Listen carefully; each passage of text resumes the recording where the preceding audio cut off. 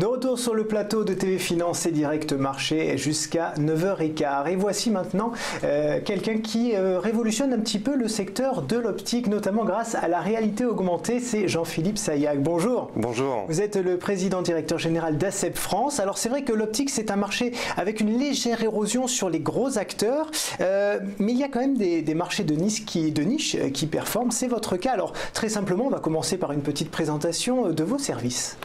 Alors, ACEP est une société qui a été créée en 1994. Nous sommes leader mondial des solutions de prise de mesure et de réalité augmentée pour opticiens. Je vous explique simplement, notre savoir-faire breveté nous permet de mesurer tous les paramètres qui vont permettre aux porteurs de lunettes de s'adapter à ces verres progressifs. Parce qu'aujourd'hui, ce qui intéresse le porteur de lunettes, ce n'est plus de lire le journal.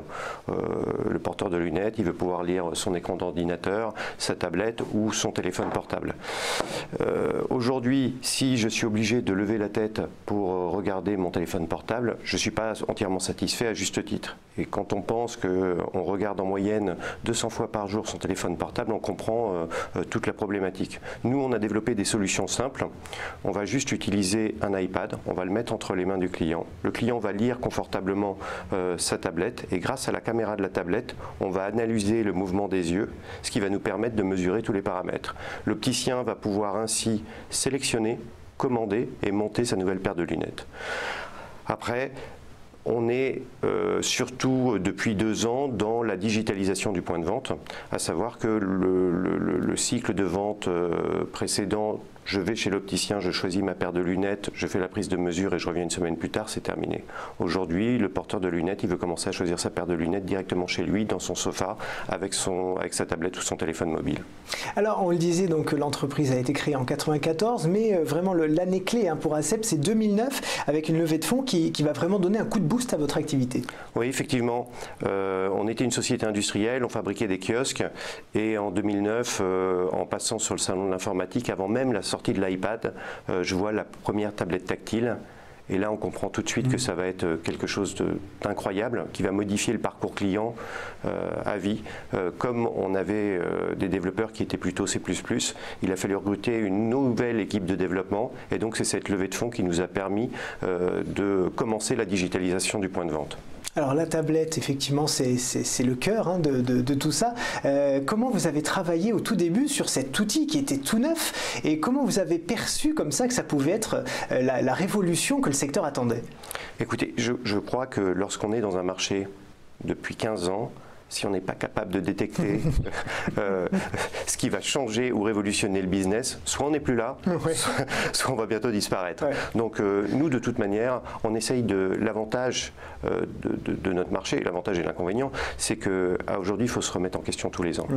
Le cycle de vie d'un produit était de 5-6 ans. Aujourd'hui, on fait une application. Tous les ans, on se remet la pression pour justement développer de nouveaux produits. Alors justement, on parlait de la réalité augmentée. Comment ça marche exactement alors, en termes très concrets? Alors en termes très concrets, aujourd'hui, on est capable, et on sera capable à terme, de faire quasiment n'importe quoi et choisir complètement sa paire de lunettes à partir de sa tablette. Ça fonctionne comment? Aujourd'hui, je peux faire un selfie. Juste en me visualisant avec la caméra. La caméra est capable d'abord de détecter la forme du visage, la couleur des cheveux, la couleur des yeux et de proposer ce qui est de plus cohérent, pour le porteur de lunettes. Et je vais pouvoir me visualiser avec une nouvelle paire de lunettes. Ensuite, je vais pouvoir choisir mes verres en fonction de ma correction et je vais voir l'épaisseur, le poids de ces verres. Et enfin, je vais pouvoir aller jusqu'à la précommande, aller chez l'opticien. Et chez l'opticien, je vais pouvoir visualiser ma paire de lunettes et terminer la commande. En fait, ça fonctionne comme les filtres Snapchat ou Instagram, en fait, tout simplement. Exactement, sauf qu'on doit être un tout petit peu plus précis. Oui. C'est-à-dire que c'est un petit peu plus complexe. Et d'ailleurs, on le voit aujourd'hui, que ce soit iOS ou Android, ils développent énormément d'outils de réalité augmentée. C'est très très bien. Mais par contre, la vraie technologie, notre vrai savoir-faire, c'est sur le face tracking. Et aujourd'hui, on a de loin le meilleur face tracking du marché, ce qui nous permet de détecter les points du visage et de faire apparaître la paire de lunettes instantanément. Et l'expérience client est vraiment incroyable. Alors justement, tout ce face tracking et puis tout ce travail sur l'informatique, c'est aussi grâce à votre parcours de R&D. Chez vous, c'est un peu une religion? Oui, mais je serais tenté de dire que aujourd'hui, on ne peut pas être une société innovante si on n'investit pas en R&D. Et c'est vrai que nous, en 2009, lorsqu'on a eu cette étape de levée de fonds, on a remis en cause et on a remis en question tous les principes de management qui existaient avant. Par exemple, normalement, un bon président doit regarder la rentabilité au mois le mois. Moi, le premier indicateur que je vais regarder, c'est combien on a dépensé en R&D. Et l'année dernière, on a dépensé 25% de notre chiffre d'affaires en R&D. Je sais que lorsqu'on dépense 20% de notre chiffre d'affaires en R&D, eh bien, on est dans le vrai. C'est un changement de paradigme, hein, ça, parce que ce n'est pas tous les dirigeants qui le font. Oui, mais c'est aussi grâce à la législation, on a le crédit impôt recherche, ce qui nous permet d'investir 20% en R&D et ce qui nous permet d'être beaucoup plus performant qu'une société qui fait des milliards d'euros de chiffre d'affaires. Alors, entre 2015 et 2017, vous avez revu votre business model également. Vous êtes passé en ce qu'on appelle le full SaaS. Alors, pouvez-vous nous raconter pourquoi et comment vous avez mené ce changement-là? En fait, le cycle de vie des produits, comme je le disais tout à l'heure, était de 5-6 ans. Avec les tablettes, les applications, c'est plutôt d'année en année. Donc, il allait de soi. On ne pouvait pas continuer à avoir une licence perpétuelle, donc on est passé en licence mensuelle. Alors bien entendu, il y a pas mal de pédagogie qui doit être faite avec les clients, puisque le client avait l'habitude d'acheter un produit et de l'utiliser ad vitam aeternam. Et bien là, on explique aux clients que la technologie évolue vite, qu'il va y avoir de nouveaux verres tous les ans, qu'il va y avoir de nouveaux traitements, et donc on va devoir s'ajuster. Et donc il a fallu convaincre les clients. Donc c'est cette étape qu'on a menée de 2015 à 2017, et à aujourd'hui, tous nos clients sont en mode de souscription mensuelle. C'est un risque quand même de lancer ça. Oui, mais en même temps, dans l'édition de logiciels, je ne connais pas beaucoup d'éditeurs de logiciels qui ne soient pas passés en mode SaaS. Ouais. Soit ils sont passés en mode SaaS, soit ils ont disparu. Alors du coup, ça a quand même eu un petit impact sur votre chiffre d'affaires, mais c'est revenu après en fait. C'était reculer pour mieux sauter, entre guillemets. Exactement. En fait, lorsque vous avez l'habitude de vendre une licence pour 5 ans, on devrait l'approvisionner pour 5 ans. Donc on regarde le chiffre d'affaires d'année en année. Donc oui, il y a forcément une certaine érosion du chiffre d'affaires. Au début en tout cas. Au début, et aujourd'hui on voit que cette érosion a été complètement gommée avec un chiffre d'affaires qui est dans les plus hauts historiques. Mais je crois que le plus important, c'est que dans toutes les phases de développement de l'entreprise, que ce soit en 2009, que ce soit lorsque nous sommes passés en mode SaaS, la société a été rentable et cash flow positive. Et d'ailleurs en 2009, depuis 2009 où nous avons fait notre introduction, non seulement la société a été cash flow positive, mais elle a aussi versé un coupon entre 3 et 5% à ses actionnaires.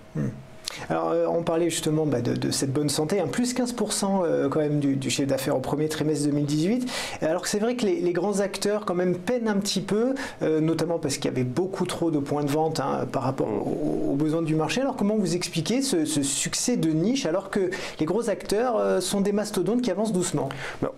En fait, je crois qu'il faut partir d'un principe. Dans le monde, il doit y avoir à peu près 300 000 opticiens.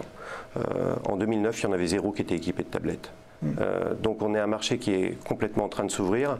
On a fait très bien notre travail puisque depuis 2009, on doit avoir à peu près 35 000 licences vendues dans le monde. Donc soit 10%, on a encore un potentiel d'amélioration assez important. D'ailleurs, quand on a préparé cette émission, vous me disiez que l'Inde était très consommatrice entre guillemets de tablettes, et c'est pas un pays qu'on attend particulièrement sur le marché de la technologie dans l'optique. Alors, effectivement, c'est un pays qui est très technologique, et en fait, l'opticien indien, plutôt que de s'équiper d'un ordinateur, a préféré s'équiper de tablettes, ce qui est une chance pour nous, parce que du coup, on n'a plus le hardware à vente, on a juste le software. Ce qui a été la grande surprise, c'est qu'en 2009, on faisait 0% de notre chiffre d'affaires en Asie, et qu'aujourd'hui, on réalise quasiment 15% de notre chiffre d'affaires en Asie. C'est un marché aussi qui a une forte croissance, et tous les marchés qui ont une forte croissance, que ce soit pour nous ou que ce soit pour les plus grandes sociétés, c'est là où on a le plus de croissance. Alors pour conclure, quels sont les grands projets d'ASEB France dans les mois et dans les années à venir? Qu'est-ce que vous préparez? Écoutez, je ne peux pas vous dire en détail exactement ce qu'on va développer. Indice, alors. Un petit indice pour nous. De lettres. IA, Artificial Intelligence. Aujourd'hui, on sait que grâce à l'intelligence artificielle, on va être capable de faire beaucoup de choses.